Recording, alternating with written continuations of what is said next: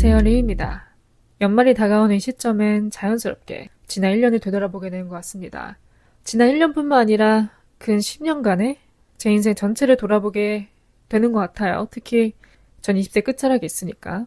며칠 전 어떤 알고리즘에 뜬 유튜브 영상을 보는데 그 유튜버가 제 나이 또래였습니다. 그분이 이제 본인의 20대 발자취를 돌이켜보는 일종의 헌정 영상 같은 걸 만들어서 올렸어요.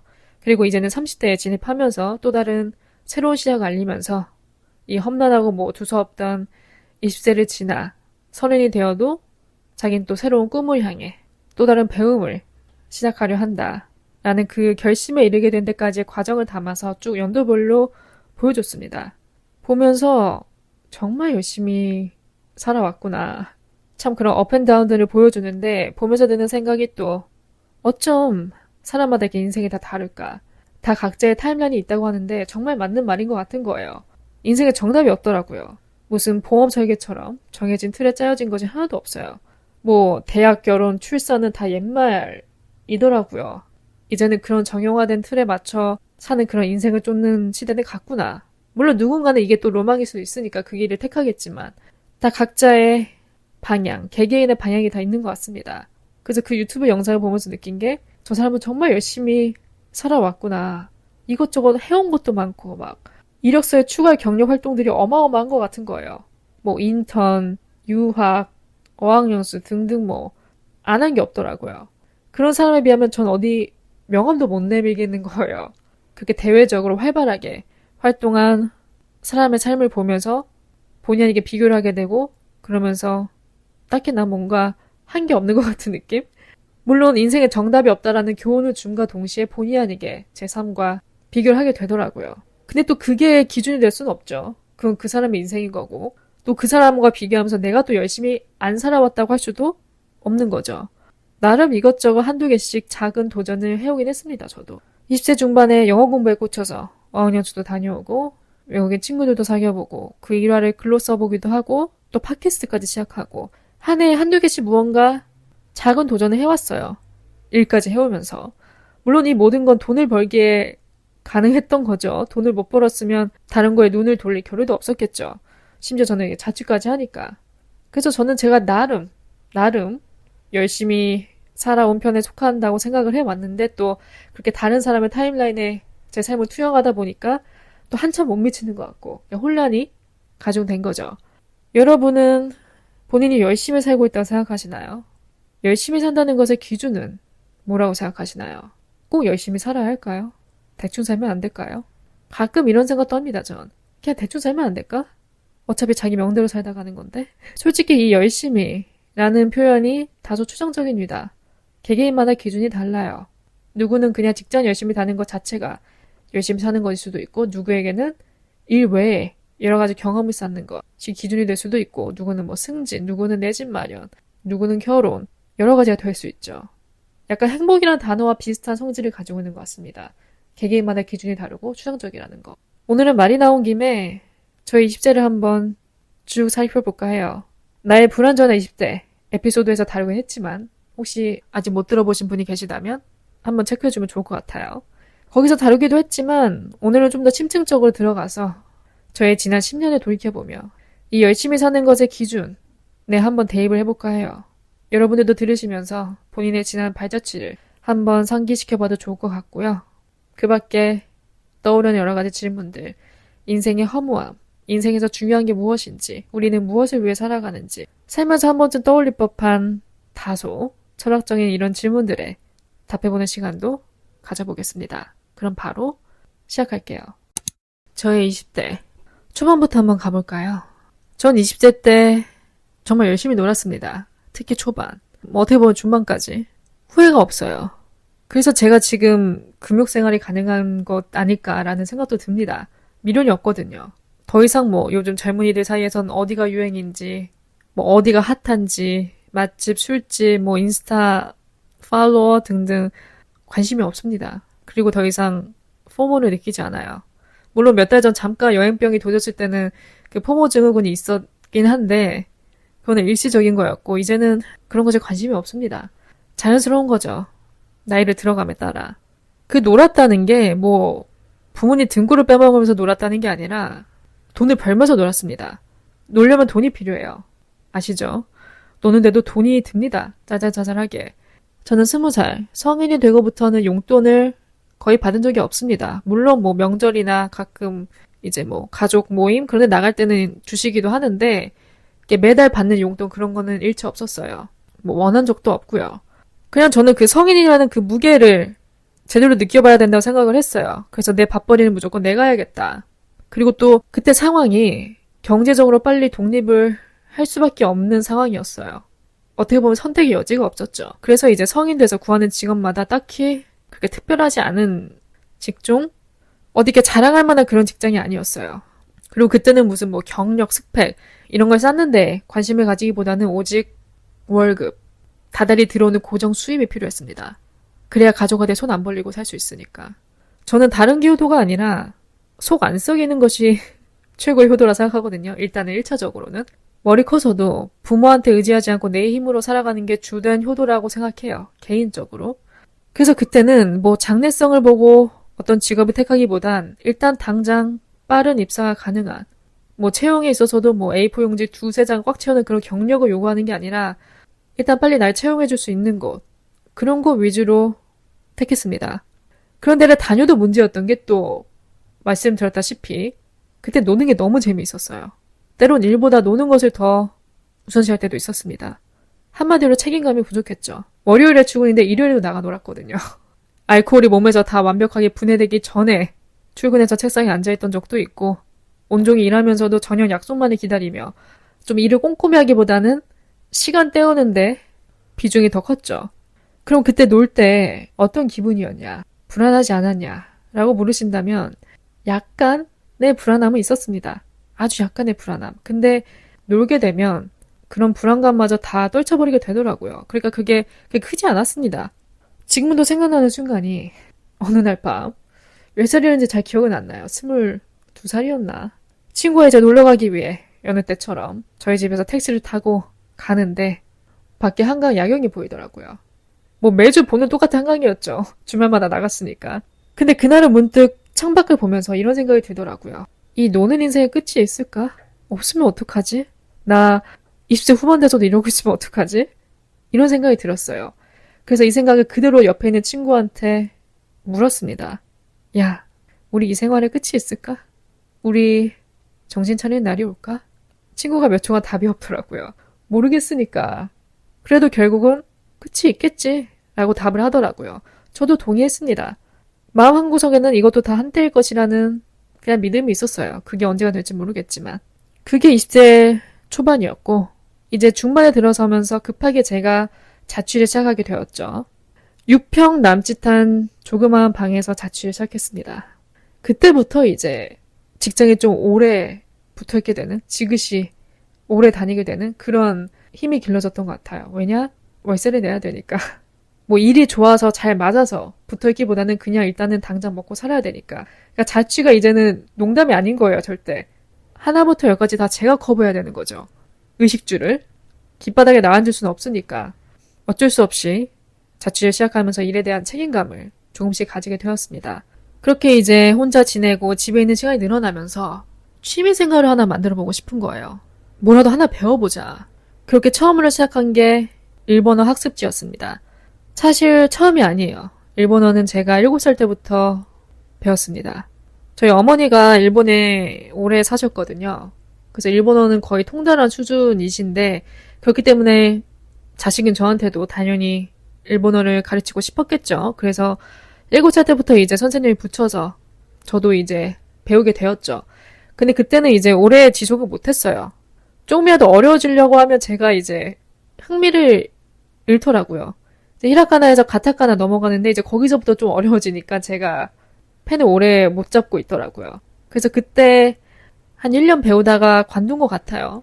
그 이후로는 이제 안 배우다가 자취 시작하고 나서 얼마 안 돼가지고 제가 친구와 이제 짧은 일본 여행 계획이 생겼었어요. 어차피 일본 여행 가는 김에 조금이라도 배워가보자. 준비라도 한번 해보자. 라는 생각으로 이제 학습지를 시작했습니다. 저는 좀 강제성이 필요해서 뭐든 배우려면 선생님이 방문하는 그 형태로 시작을 했어요. 그래야 내가 숙제도 꼼꼼히 하고 그럴 테니까. 그렇게 학습지를 한 2달 했나? 그 이후에 제가 일본 여행을 갔습니다. 근데 일본 여행을 다녀와서 희한하게 일본어에 꽂힌 게 아니라 영어에 꽂혀왔어요. 일본에 있을 때 은근히 그 소통이 오류가 많았거든요. 근데 저는 당연히 일본어가 그 수준까지 안 되니까 이제 영어로 시도를 하는데 영어마저 내 이 성이 안 차는 거예요. 제 영어 실력마저. 그래서 다녀오자마자 영어에 꽂혀버렸습니다. 그 자세한 디테일은 제가 브런치 스토리에 썼습니다. 책에 썼으니까 한번 읽어보시고요.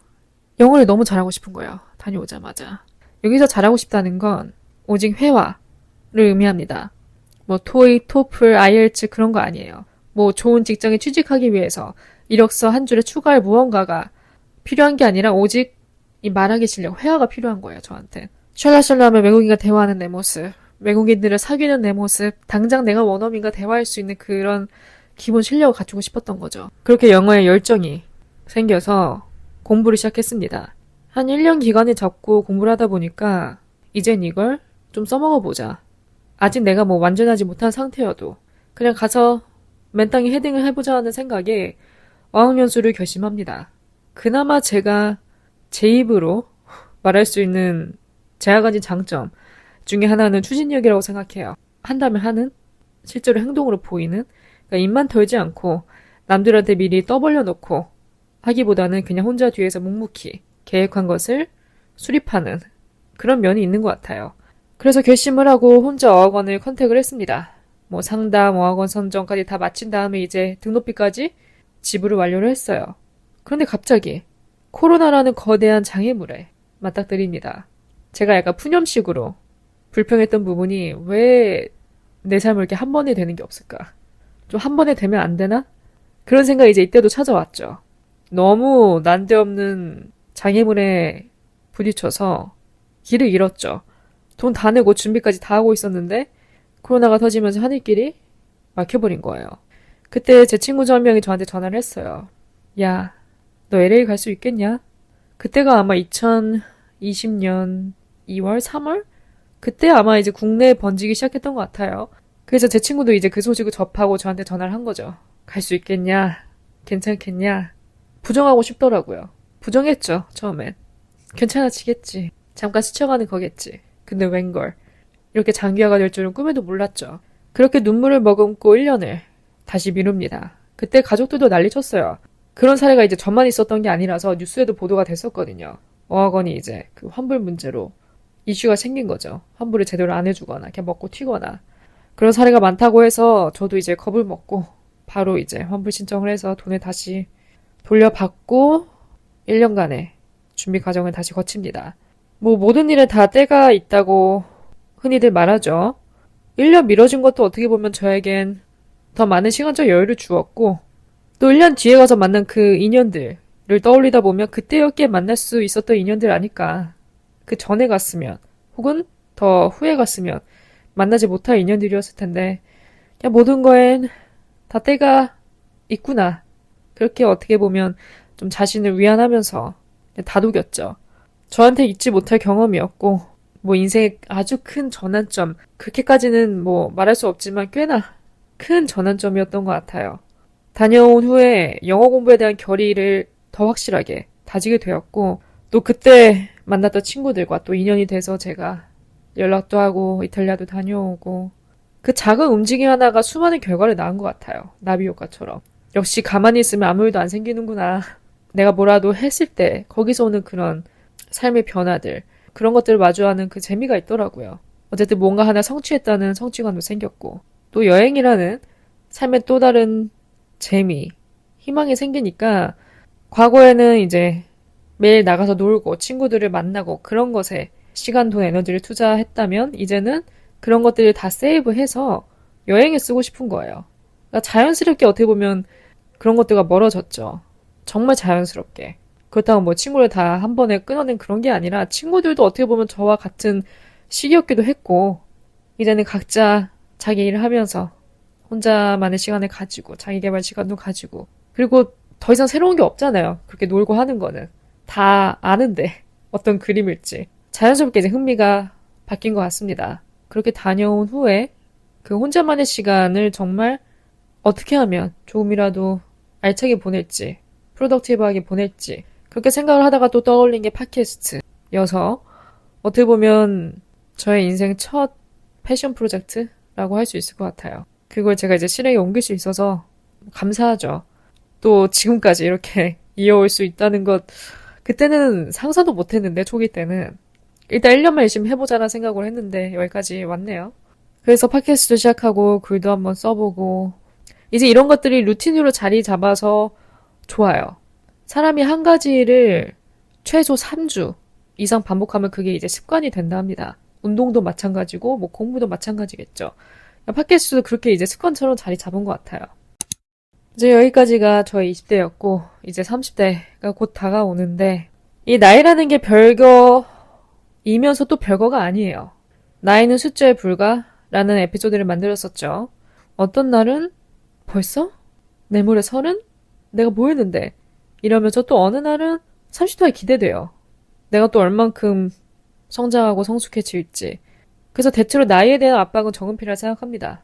또 회사에서도 제가 대부분 막내 포지션에 오랫동안 있었고 또 상사분들, 어른분들이 항상 넌 아직 한창이다, 어리다. 내가 그 나이로 돌아갈 수 있으면 나는 다른 선택을 했을 거다. 또 이렇게 저렇게 말씀해 주시니까 난 아직 어리구나 라고 여기고 살아온 편입니다.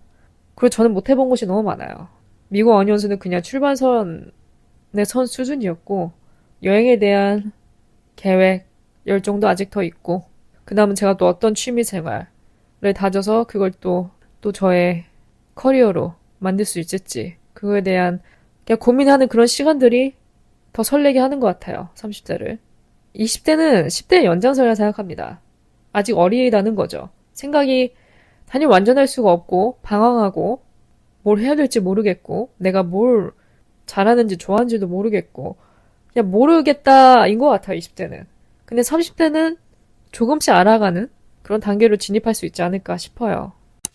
인생 전반에 걸쳐서 다루다 보니까 인생이라는 키워드를 놓고 떠오르는 여러 가지 감정들 그런 것 중에 하나가 인생은 허무하다인 것 같습니다.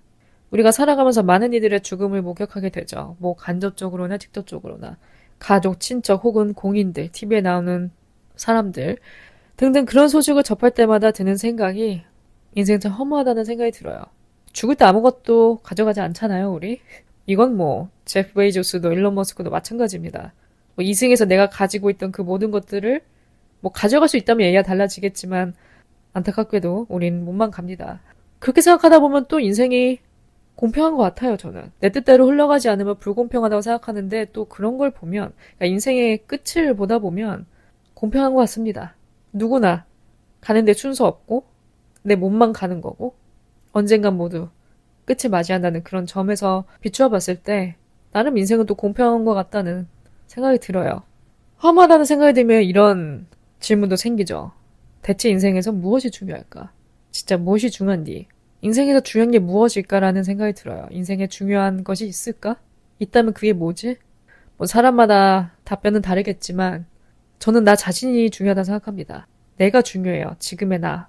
지금 내가 괜찮은지, 행복한지, 걱정은 없는지, 밥은 잘 먹는지, 아픈 데는 없는지, 지금 기분은 어떠한지, 지금은 내가 중요해요. 왜냐? 내가 없으면 이 세상도 없거든요. 지금 현재 내 이 한 몸이 이 땅에 발을 딛고 있으니까 모든 신경 쓰이는 거잖아요. 신경 쓰이고 더 잘 살려고 노력하고 열심히 살려 노력하고 뭐 부자가 되려고 노력하거나 행복해지려고 노력하거나 등등 어쨌든 내가 지금 이 땅에 발을 딛고 있으니까 모든 게 중요하죠. 결국 그 중요한 건 나 자신입니다. 내가 없으면 그 아무것도 소용이 없어요. 내가 없으면 가족도 없고 연인도 없고 직업도 없습니다. 내가 있기에 나를 둘러싸고 있는 이 모든 게 존재하는 거예요. 내가 없으면 다 사라질 것들이죠. 전 그렇게 생각합니다. 뭐 여러분들 어떻게 생각하시는지 모르겠어요. 각자 개인마다 답이 다를 수 있는데 한번 본인만의 정의를 내려보는 것도 좋을 것 같아요. 대체 인생에서 무엇이 중요한지. 우리 몸의 장기의 시간을 늦추는 것이야말로 장수의 비결이라고 합니다. 그러면서 이 장기의 시간을 늦출 수 있는 방법 중에 소개된 것 중 하나가 유전자에 좋은 추억을 각인시키라고 해요. 뇌가 기분 전환할 수 있는 사건을 자주 경험하고 좋은 추억을 쌓으면서 좋은 기억을 유전자에 고착시키는 것이 중요하다고 합니다. 또 아름다움을 많이 느끼라고 해요. 스트레스는 만병의 근원이죠. 스트레스를 받으면 장기의 시간이 빨라지는 것과 반대로 우리가 일상생활에서 아름다움을 느낄 때는 뇌의 화학작용으로 인해서 장기의 시간이 느려진다 합니다. 스스로 기분 좋다고 느낄 수 있는 것에 마음을 움직여 보는 거예요. 아름다움이란 어떤 것을 보고 나서 그런 감정이 들 수도 있는 거고, 어떤 경험, 추억을 통해서도 그런 게 생길 수도 있는 거고, 살면서 최대한 많은 좋은 기억과 추억들을 남기라는 거죠. 또 나온 내용이 평상심을 갖는 것이야말로 몸과 마음의 건강을 유지하는 길이라고 이야기합니다. 여기서 말하는 평상심이란 일상생활에서 가급적 욕망을 쌓지 않고 집착하는 마음을 버려야 한다는 거죠. 그리 어려운 요구가 아닌데 또 우리가 살면서 이런저런 일에 치이다 보면 갖기 어렵죠. 그래도 최대한 좋은 사람들 곁에 두고 또 건강한 에너지를 가진 사람들 곁에 두고 그런 사람들과 소통하고 맛있는 것도 먹고 교류하면서 좋은 추억들을 많이 쌓는 것이 몸과 마음의 건강을 유지하는 길이 아닌가 싶어요. 한마디로 잘 살다 가는 거죠. 그쵸? 우리가 어떻게 보면 이렇게 노력하는 게, 열심히 사는 게 다 잘 살려고 그러는 거잖아요. 오늘 저의 이야기가 어떠셨나요? 전 열심히 살아온 편에 속하나요? 물론 그런 기준은 없죠. 누가 감히 이렇게 판단할 수도 없는 거고, 그쵸? 우리 인생을. 그냥 저의 경험, 그런 것들을 전달해 드리면서 여러분들의 생각의 그 상자의 열쇠를 좀 열어서 본인만의 그런 인생의 타임라인 정리해보는 시간을 가져도 좋을 것 같고, 또 앞으로 미래의 나는 어떤 모습이길 바라는지 각자 자신에게 이것저것 여러 질문을 해보는 것도 좋을 것 같습니다. 열심히 사는 것의 기준은 없어요. 개개인마다 다르기에 없습니다, 답이. 너무 열심히 사는 것에 혈안이 되기보다는 본인의 그 리듬에 맞게, 그 라이프 스타일에 맞게 너무 무리하지도 또 너무 덜하지도 않는 그런 적정 수준을 유지하면서 하나하나 도장 깨기 하듯 본인이 원하는 것을 그냥 도전해보는 것. 그것이 가치 있는 일이지 않을까 싶어요. 결과를 떠나서.